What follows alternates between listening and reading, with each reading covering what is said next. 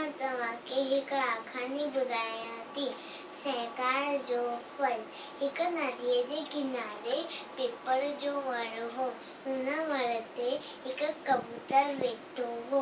वण जे हेठां नदीअ जे किनारे हिकु माकोड़ी पई घुमे। ओचितो ई ओचितो छोड़ी अचण सबबु उहा माकोड़ी पाणी में गिरजी वई ऐं गोता पे खाधे।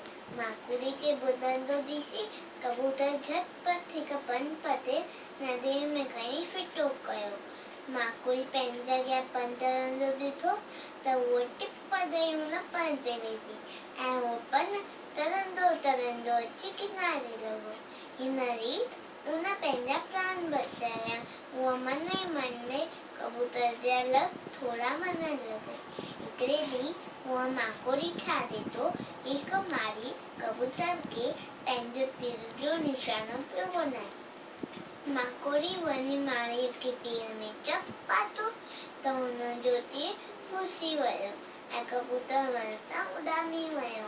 हुन नमूने औखीअ में सहकार करे हिक ॿिए जी जान बचाई।